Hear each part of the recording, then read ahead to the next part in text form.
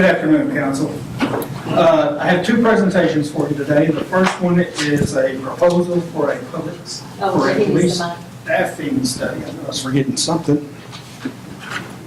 And I want to begin by talking about why I believe we need a staffing study.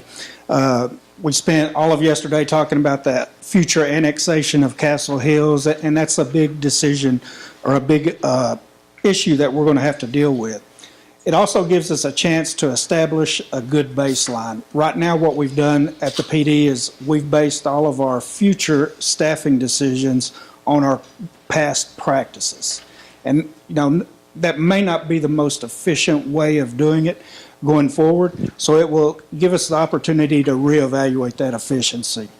The reason I would like to go with a staffing firm is it would be an independent outside review from experts in their field, and it's a very labor-intensive analysis. So I don't have the staff to dedicate to it, nor the time to do it, so that's why we need an outside firm to look at it. And you might wonder, is there a model out there that all police departments use? You just plug in a number and it magically spits out what you need. That's unfortunately not the case. So there are 5 main staffing models that police departments use, and I'll talk about each one of them in detail. The first one is a crime trend approach that was very popular in the early 20th century, 1980s area, around there. It was very popular as well. And basically, the more crime you had, the more police you had. You needed to combat that crime. It's a very inefficient approach, and we know that crime is influenced by other factors other than the police. The next approach is the per capita approach, and that's the one that most people either know something about or at least have heard of, and that's the officer to citizen ratio or officer to population ratio. It's not recommended by the International City Managers Association. The national average is about 2.5 officers per 1,000 residents. It is a model that's used a lot by many communities because it's easy to comprehend, it's easy to apply, but it's also equally inefficient and unreliable. The next model is the minimum staffing model, and that's kind of what we have relied on historically because it's based off of past practice. Staffing is supposed to be set at a certain level, and you have hard and soft minimums, which is what we do. We have 10 officers per, or 10 minimum staffing of 10 officers per shift, except for Fourth Watch, which is nights and weekends where they have a minimum staffing of 12. We allow that to drop after 2 or 3 o'clock in the morning. It's also used commonly by unions during collective bargaining agreements. The next one is the budgeted levels, and that's where the city predetermines how much they can spend on the police department for staffing. It's also a fairly common approach, but it's not based on any actual community needs, and it can be politicized, and it's predicated on an artificial number as well. The one that is recommended by the ICMA is the workload-based approach. And we started going down that path, looking at it, especially with our metrics and our dashboard. We look at patrol availability and factors like that as we begin looking at this approach. It's based on actual levels of demand. Where it has shortcomings is just where calls for service are evaluated, and that's kind of where we are right now. We're evaluating our calls for service and when patrol officers are available. But it leaves out the other operational demands of a police department. So historically at the PD, we've never had a third-party staffing consultant come in. We've worked off the minimum staffing, I mentioned that, and we've attempted to incorporate some of the workload stuff as well. So what we're asking for is a comprehensive assessment. And according to Dr. McCabe of the ICMA Center of Public Safety Management, that would be comprised of these 3 factors. It would be a comprehensive assessment of workload through calls for service and other sustained operational commitments. And it requires complex data analysis that is beyond the capacity of most police departments, and ours is one of them, and it's the most accurate and reliable predictor of police staffing levels.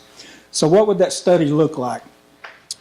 It would be a study of the staffing of all of our organizational units. So we would look at records, we would look at patrol, we would look at property and evidence, we would look at the entire police department.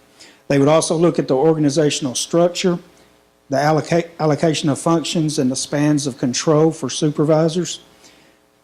They would look at the management of operations, including decisions regarding scheduling, priorities, as well as relevant policies and procedures. They would review our geographical deployments and in the use of civilians to create efficiencies. I've looked at some of the studies these companies have done, and they may have, and we recently did it with our public information coordinator.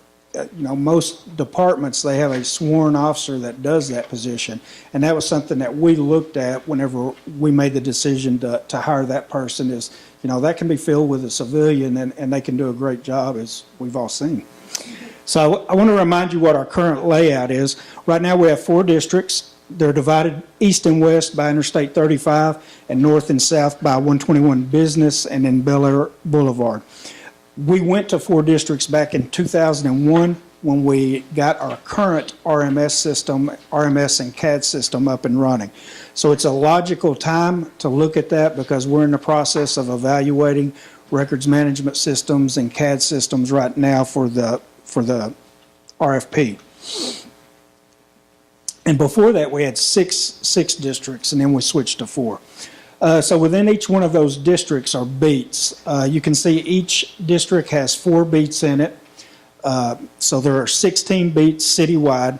So in an ideal scenario right now, what we would do is we would staff each one of those beats with at least 1 officer, and that would provide service through the city.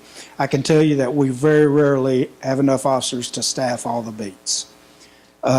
So the only beat we don't staff is 102. That's up there by the lake level, and the mayor's not even here today. So within each one of those beats, we have IRAs. So this happens to be the IRA for Castle Hills, which was 204. So that's out East Louisville. That's 121 business that's or the Sam Rayburn Tollway and 121 that's running there. So within that particular beat, there are 13 IRAs, and that's not set. That varies between beats. But what those IRAs do is they give us a chance to pinpoint where crimes are occurring. But what you see is as property is developed, you can see we were all out at the Realm yesterday. You can see as that starts getting developed and it becomes more dense, there will be a need to reevaluate that IRA to make sure that we're really able to pinpoint what the crimes are and where they're actually occurring. So police studies are very commonplace. There's a list on your left that are all the regional departments that have had staffing studies recently, and then some statewide departments that have also had staffing studies. So the decision points we have for you today is whether or not to conduct a staffing and geographical study, and if so, whether or not to utilize an outside firm for that. If you agree that we should, then we have identified funding in the CCPD that we would bring back to you all in a supplemental appropriation for the amount of the study. Once we did that, we would enter into a professional services agreement and begin this in March, late March or early April. And that would give us the opportunity to begin addressing any shortfalls in the upcoming budget year instead of having to wait and get it in this year's budget, and we wouldn't be able to do anything until after October or the next October. So with that, I'll take any questions you may have. So City Council, as Kevin and I talked about this, one issue I think you have facing you, certainly with the annexation of Castle Hills, are your new residents questioning police staffing levels. And I think it's important that we have a third-party answer to that question. I can tell you today, just based on our staffing levels, we need to add 2 to 3 more officers to support Castle Hills. But I think what you have to be cautious of is being able to understand staffing throughout your city, because you certainly don't want to react to pressure from Castle Hills, and you've got staffing there and less staffing in the rest of your city, then you're certainly having a higher crime rate. So I think this type of analysis, this type of study will give you the answers,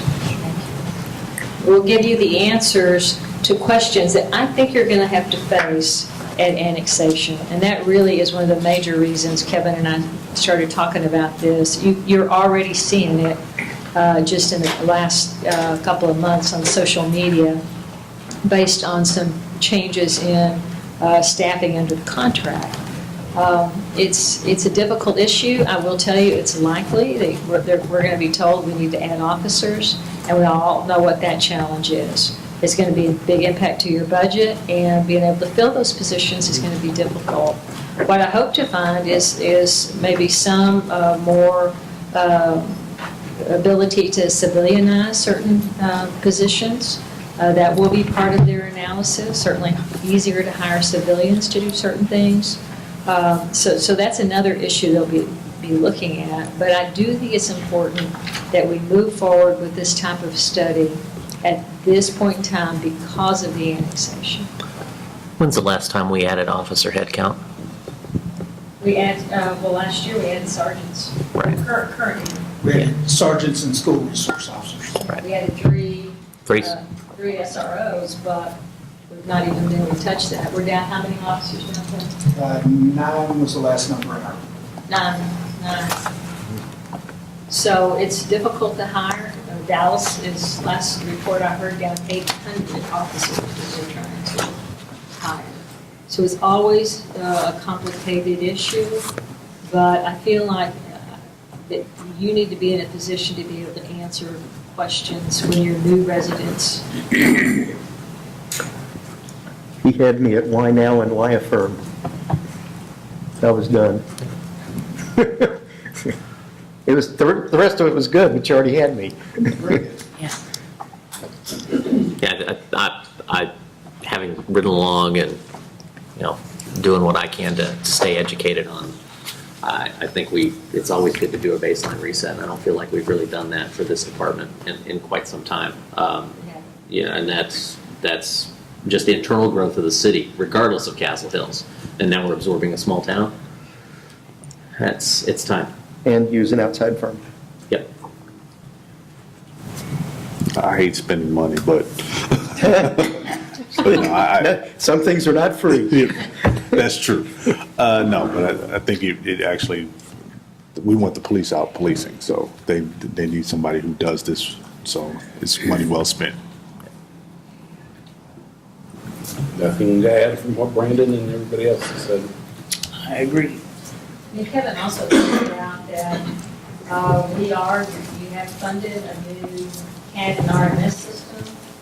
Can you talk a little bit about the status of where we are on that? We were hoping to be actually implementing that system as of now. But Yeah, so we sent that out for RFP, and if you remember, we had to resend it out because the company that the one that we selected first then did a merger with some other companies, and we wanted to make sure that we were able to get what they submitted in the bid.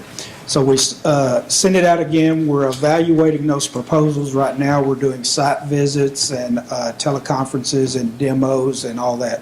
We've got it narrowed down to 5 companies, but that's kind of where we are right now. It's still in the evaluation process.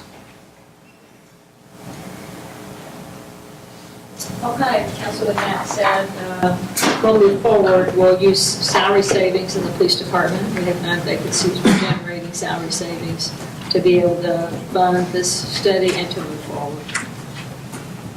All right, thank you, Council. So the next presentation is an update on the hotel nuisance abatement program. If you remember, I presented this to you all at last year's retreat, and we entered into an agreement in May of 2018 with Budget Suites, and our goal all along is to have results without litigation. So I'll take you back just a little bit of a review. Remember, this is solely based on nuisance crimes. That's what the statute dictates. So these are the most common nuisance crimes. There are other nuisance crimes that are out there, but these are the ones that we would likely see in our city. So that's all of them. Our in 2018, what we did was we identified all nuisance crimes on every hotel property within the city. We checked that data over a 4-year period, and only hotels with double-digit nuisance crimes were included, just to remind you of what we did last year. So along with the nuisance crimes, we also wanted to track all reported crimes because there is some correlation there, we believe, along with calls for service. So when you see the all crimes, that will include nuisance crimes as well. And in the calls for service, that's any time someone calls us and we respond. So this is what you saw last year. If you remember, Budget Suites had a very high number of nuisance crimes compared to the other hotels. So that prompted us to contact their ownership. And as I said, we did enter into an agreement with them. And I will say they have been very cooperative throughout that agreement. So this slide we threw in the 2018 stats, but we did something a little bit different that you're going to see throughout the presentation this afternoon. What we wanted to start tracking were the categories per unit. So, you know, we know that Budget Suites has 425 units. That's almost 3 times as big as any other hotel in our city. So you would expect that there would be more calls for service and things like that. So when you break it down, in 2018, they had 1.66 calls for service per unit at that hotel. And you can see that the years prior to that, what it was. So we did see a reduction, only a slight reduction in all crimes and the nuisance crimes, but a pretty substantial reduction in calls for service. Here are the numbers, the whole numbers without the per unit data. So they had 31 nuisance crimes in 2018 and 34 in 2017. Now, what we didn't know then that we know now was when we were meeting at last year's retreat, the Budget Suites had already did a self-implementation to reduce crime at their hotel. She's cold. So I think that's why you will see some of the data from 2017. That's why there's such a reduction from 16 to 17 is because of the measures that they implemented. They brought in their own security guards and increased their presence into the nighttime hours. So along with what they did and what we did in the crime reduction agreement has had a positive effect on crime. And Chief, I think they did that voluntarily because they had pressures. They recognize the problem. I think truthfully what it was, but I don't know this, is a lot of other cities had gone the legal route with the nuisance abatement, and they saw that coming maybe with us, but that's just a guess on my part. Pretty good guess. Yeah. So this is all reported crimes. You'll see that 18 and 17 are real close, but once again, I believe that had something to do with them taking the initiative to do something along those lines. The biggest reduction was the calls for service. There's a 226 call reduction for that from 2018 to 27, from 17 to 18. What's their primary call for service? It varies there. I mean, a lot of it is disturbances, a lot of it is family violence, a lot of it is loud noise, loud music. It really does vary there. We don't see one thing that just really jumps out above anything else. So I guess what I was looking for, the changes that we required them to do, what do you think may have resulted in that reduction in crimes or calls for service? I think a lot of it has to do with, one thing we had them do was post signs throughout their property saying that it's monitored and patrolled and they cooperate with the Louisville Police Department. I think that has a big effect. If I'm a drug dealer or whatever and I'm looking for a hotel and I see things like that, then that might prompt me to want to go somewhere else. We've had some high crimes this past year in recent months there.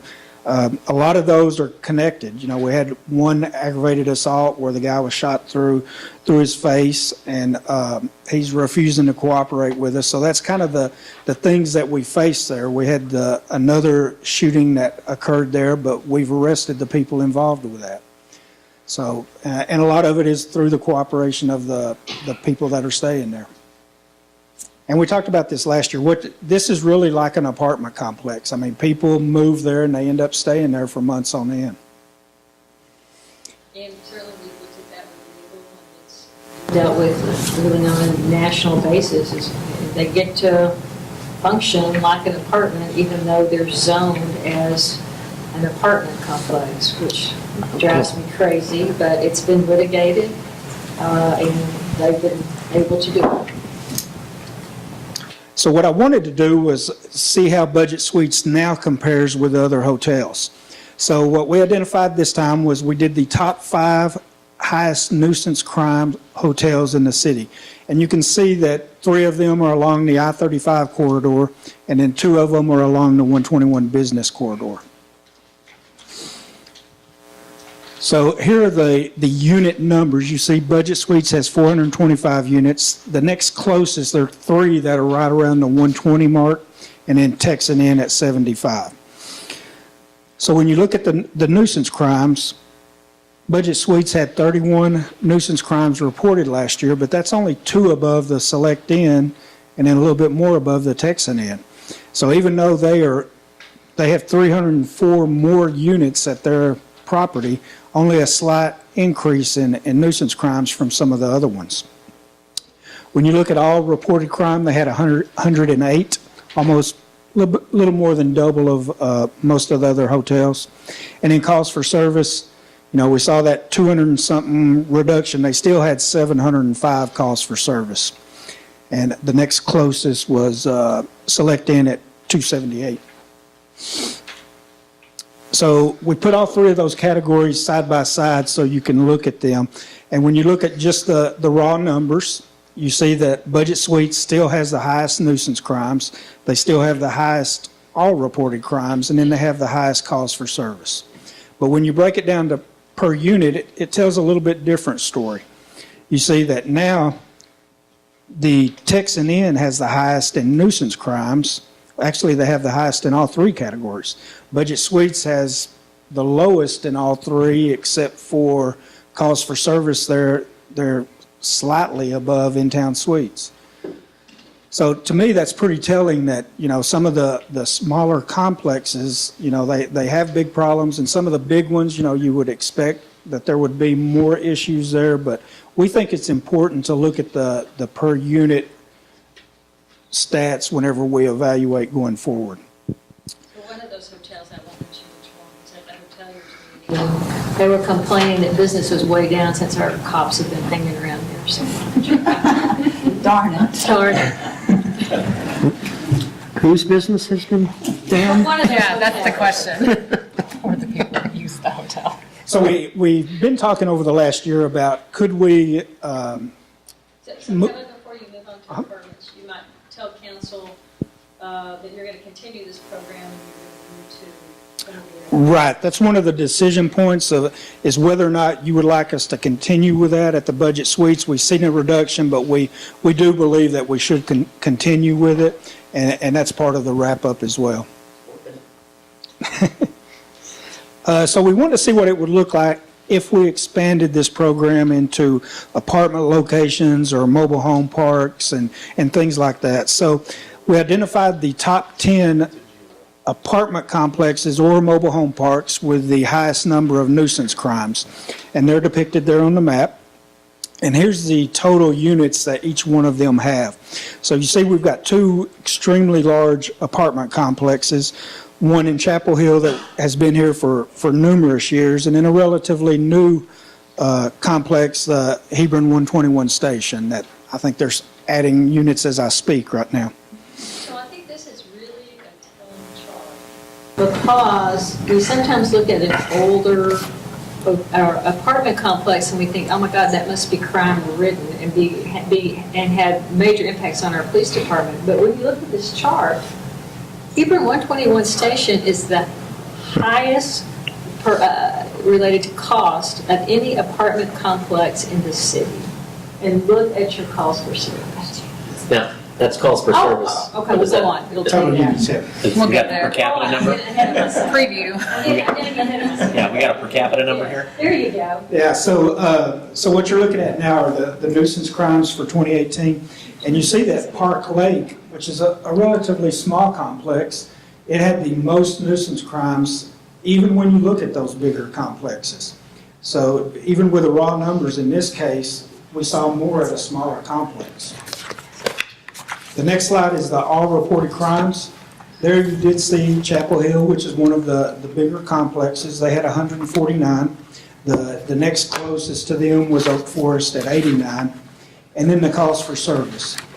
This is the one Donna was talking about. So you see here that Chapel Hill had over 1,000 calls for service. They're one of the larger complexes. But you see right next to them, the bigger complex, Hebron 121 Station, I knew I was going to do that, only has 339. Plus, there's some missing that you might have thought would be good, like Basswood Manor. Yeah, no kidding. So now what we did is we put those three categories side by side.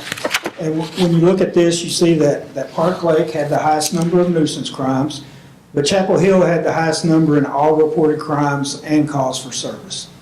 But when you look at it per unit, now Park Lake has taken over all three categories. They're the highest in all three of those categories per unit of any hotel in our city.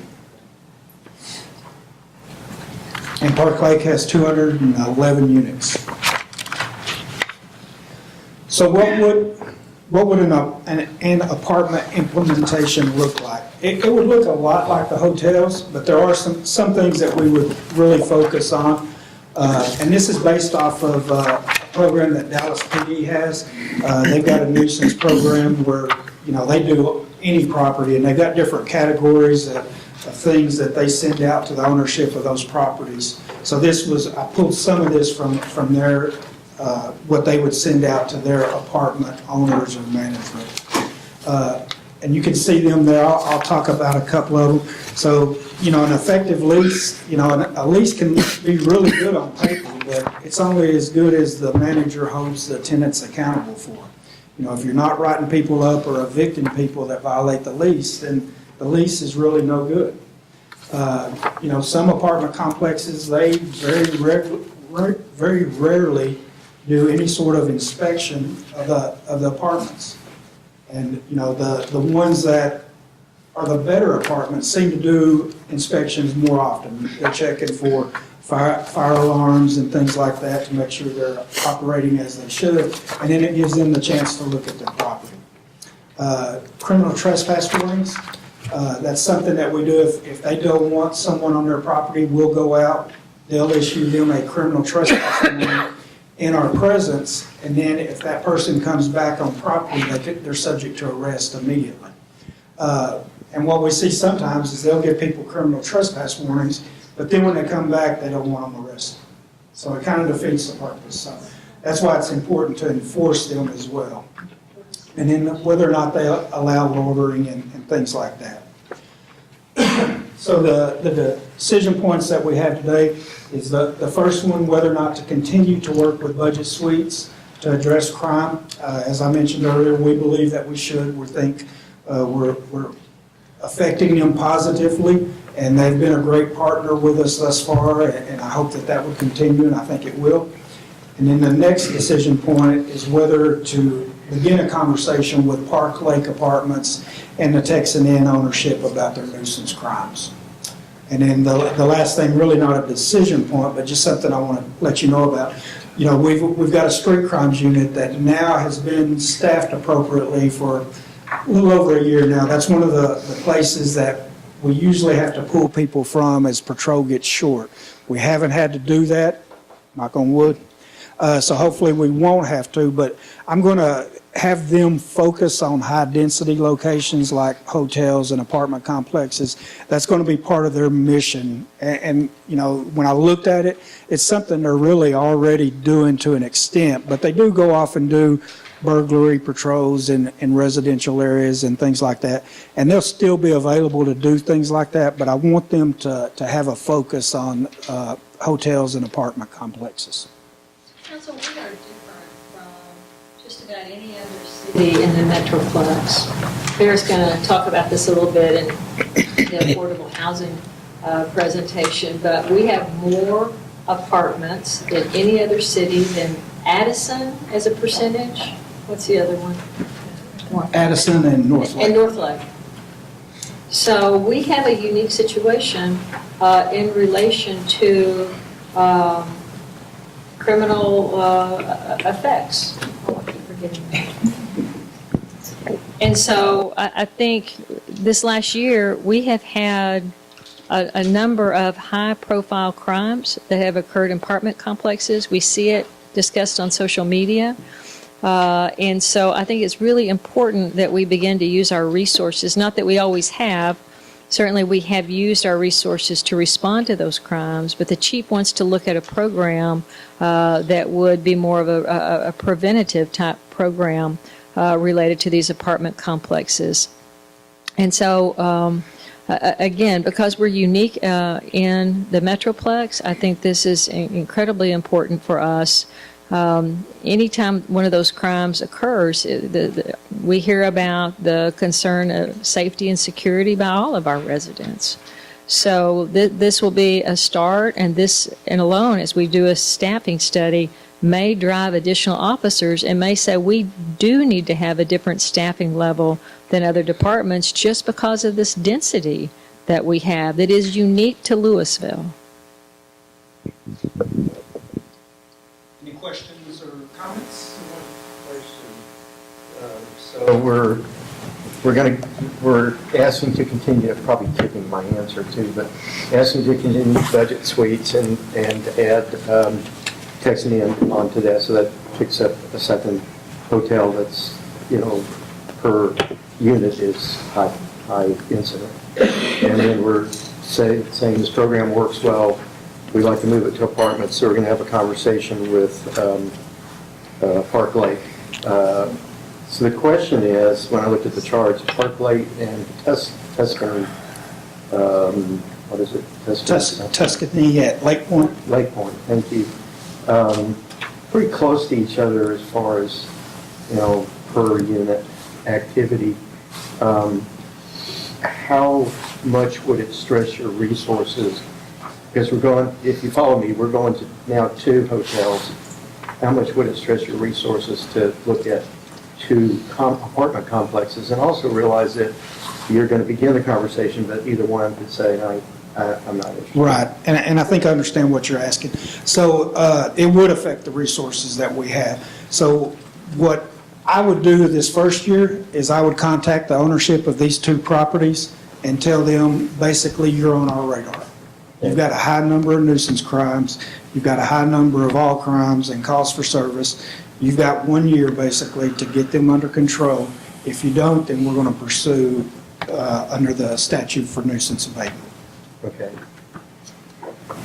So it wouldn't be labor intensive on the front end because we'd put a lot of that back on them. Right. You need to do something to fix this. We're going to reevaluate it. Or Exactly. else. But then, I think what you're saying is if both apartment complexes didn't do anything, it would create a staffing resource issue, because now you've added a hotel, you've got a hotel, we've added an apartment, and now I'm saying maybe add another apartment, add 2 apartments, and you're saying that it's an Yeah, and it's really a proactive approach. It increases somewhat, we send the NROs and Claire sends her people out to do inspections. So we have it's kind of front loaded. But it seems to reduce on the back end with the calls for service and everything else. Okay. But yes, it would increase the workload. Well, let me just leave it this way. When you're at a point where you think you can take on Tuscany or whoever's, a chart topper, like comes in second place, come back and talk to council. At least that would be my request. Bring it. I'll take Neil's question out of there, because what I was going to ask, so. Okay. And my question is this just a project where we're just going to take the top 1? What if the top 1 is only, we get to a point where the top 1 is only at 0.61? mean, is there a threshold here or any objective where we're saying these guys are a problem? Yeah, and this has evolved even from last year's presentation. You know, at last year's presentation, we went with double digits. This year, I threw in the per unit into the Which I think equation. is important. I agree. So what we will do is we'll look at, and I don't want to use the words acceptable, but what is that threshold where we do want to elevate that property into the next level? And I don't know that we know that yet. Okay. We're going to evaluate that in the next year. I expect to see an evaluation of my neighborhood next, just so we can kind of get a baseline. No, I'm kidding. I'm kidding. Please don't. Please don't. I want his neighborhood evaluated too.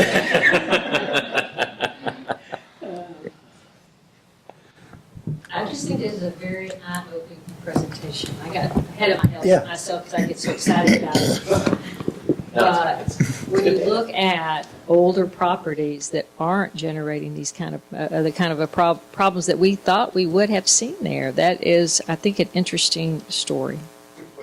The Pine Hotel, the Pine Hotel, motel.